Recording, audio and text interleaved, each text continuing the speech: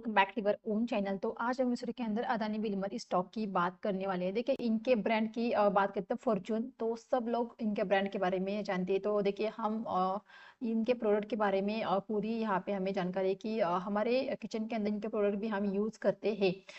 तो सिंपली कहने की बात क्या है, तो इस कंपनी को हम जानते हैं, इनके प्रोडक्ट कौन से है इसके बारे में हमें जानकारी है, इनके प्रोडक्ट हम खुद यूज़ करते हैं या नहीं इसके बारे में हमें यहाँ पे जानकारी है। मतलब इस कंपनी को हम बहुत अच्छी तरीके से यहाँ पे जानते हैं कि भाई कंपनी करती क्या है, इसके प्रोडक्ट क्या है और इसके प्रोडक्ट कितने यूज़ होते हैं और आगे भी इसके यूज़ होने के चांसेस कितने हैं। मतलब प्रोडक्ट से हम उस कंपनी को यहाँ पे एनालाइज कर सकते हैं कि आगे उसका फ्यूचर किस तरह से हो सकता है।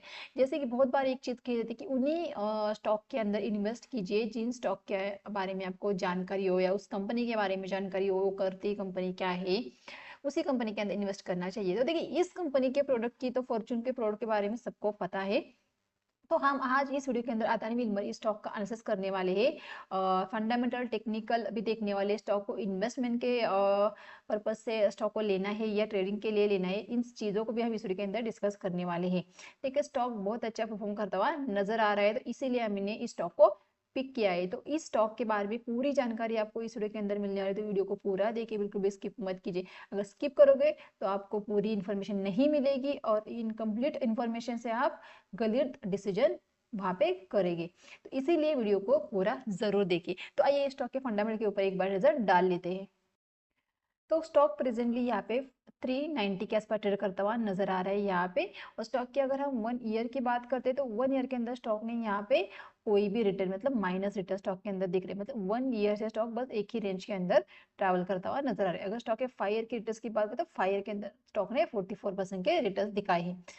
तो इसका मतलब ये कि यहाँ पे ये स्टॉक बिल्कुल भी रनअप नहीं किया है, मतलब बिल्कुल भी यहाँ पे इसकी मोमेंटम नहीं हुई है। तो इसके चांसेस है कि स्टॉक के अंदर अभी मोमेंटम होता हुआ नजर आ रहा है। तो स्टॉक के ये यहाँ पे अगर बात करें तो स्टॉक, जैसे कि मैंने कहा कि ये एफएमसीजी सेक्टर से, फूड सेक्टर से ये स्टॉक बिलोंग करता है, एक मिड कैप स्टॉक है। तो ये इसके फाइनेंशियल के ऊपर भी एक बार नजर डाल। स्टॉक की फाइनेंशियल की बात करते हैं तो यहाँ पे रेवेन्यू भी स्टॉक का डेफिनेटली यहाँ पे कंपनी का बढ़ता हुआ नजर आ रहा है। ईबिटा की बात करें तो यहाँ पे भी इंक्रीज होता हुआ नजर आ रहा है। कंपनी के नेट इनकम की बात करें तो यहाँ पे बहुत अच्छा परफॉर्म करती हुई नजर आ रही है कंपनी। तो कंपनी के अंदर यहाँ पे कोई भी रेड फ्लैग नहीं दिख रहा है हमें। और आइए एक बार प्रमोटर के बारे में भी जानकारी। प्रमोटर की होल्डिंग के ऊपर अगर एक बार नजर डालते तो 87% की यहाँ पे बहुत अच्छी प्रमोटर की होल्डिंग देखने को मिले इस स्टॉक के अंदर। 0.03% यहाँ पे म्यूचुअल फंड की, 0.22% यहाँ पे डेयर्स की होल्डिंग देखने को मिला, 0.73% एफआईएस की और 11% यहाँ पे रिटेल की होल्डिंग स्टॉक के अंदर देखने को मिल। देखिए स्टॉक कंपनी के फंडामेंटल यहाँ पे अच्छे खासे देखने को मिले।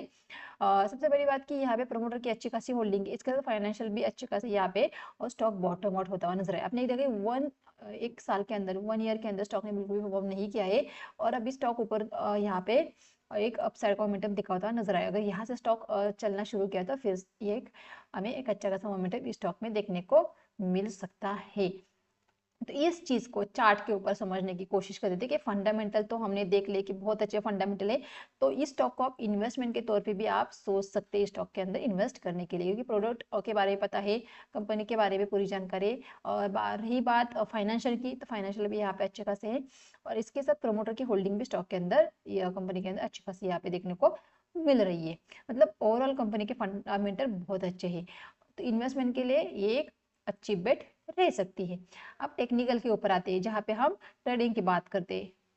अगर टेक्निकल को अगर हम देखेंगे इस यहाँ पे, तो यहाँ पे हमने अदानी विल्मर का चार्ट लगा के रखा है। यहाँ पे हमने 1 डे की टाइम फ्रेम लगा के रखी है। तो देखिए मैं अगर खुद की बात करूँ तो इस स्टॉक के अंदर मैंने 2 बार ट्रेड किया है, इन्वेस्टमेंट नहीं किए। ध्यान से सुनिए, बहुत सारे लोग कंफ्यूज यहीं पे हो जाते हैं, ट्रेडिंग और इन्वेस्टमेंट को मिक्स कर लेते हैं, नहीं समझते ट्रेडिंग एक अलग है, इन्वेस्टमेंट एक अलग है, इस चीज़ को लोग नहीं समझते। तो इसके अंदर मैंने 2 बार ट्रेड किया है, लेकिन बहुत यहाँ पे पहले मैंने ट्रेड किया था, प्रॉफिट बुक किया और फिर से मैंने स्टॉक के अंदर मैंने स्टॉक को लेके रखा है यहाँ पे। तो यहाँ पे देखिए तो स्टॉक एक रेंज के अंदर ट्रेवल करता हुआ नजर आइए। देखिए ये आपको एक रेंज स्टॉक की देखने को मिल रही है, बस एक ही रेंज के अंदर हाई लो हाई लो। अब देखिए फिर से ये लो तो ब्रेक हुआ, फिर से अंदर आया, मतलब ये जो ब्रेक डाउन हुआ था वो फेल हो चुका था, फिर से स्टॉक हाई के आसपास आता हुआ नजर आ रहा है। ये बहुत अच्छी बात है कि हाई के आसपास रुक रहा है। बहुत अच्छी बात है कि यहाँ पे रुकने के बाद अगर ब्रेकआउट देगा तो बहुत अच्छा मोमेंटम हमें ऊपर की तरफ देखने को मिल सकता है। स्टॉक के अंदर फिर ऊपर की तरफ हमें अच्छे खासे टारगेट देखने को मिल सकते हैं। अगर हम 1 वीक के चार्ट के ऊपर आ जाते हैं तो ये रहा 1 वीक का चार्ट। और 1 वीक के चार्ट के अंदर आपको कितनी नैरो रेंज देखने को मिले, देखिए कितने नैरो रेंज के अंदर स्टॉक कामकाज कर, यहाँ से अगर स्टॉक निकलेगा ना तो फिर से अपने हाई के आसपास जाता हो। और अब मैंने आपको कहा था ना, मैंने स्टॉक को ट्रेड किया था, मैंने यहाँ पे ट्रेड किया, देखिए इस कैंडल के आसपास मैंने स्टॉक को पकड़ा था और इसी कैंडल के बीच में मैं कही तो निकल गई थी, मतलब बहुत अच्छा प्रॉफिट हुआ था जब स्टॉक की लिस्टिंग हुई थी। यहाँ पे एक बार ट्रेड किया था और फिर यहाँ इसके बाद मैंने फिर ऊपर की तरफ यहाँ पे एक बार ट्रेड किया था, फिर 2 ही ट्रेड मेरे इसके बाद हुए थे, फिर से मैंने यहाँ पे स्टॉक को पिक किया है।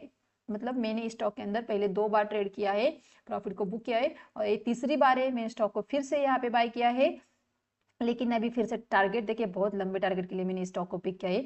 मैं इस स्टॉक के अंदर हाई तक रुकने वाली हूँ।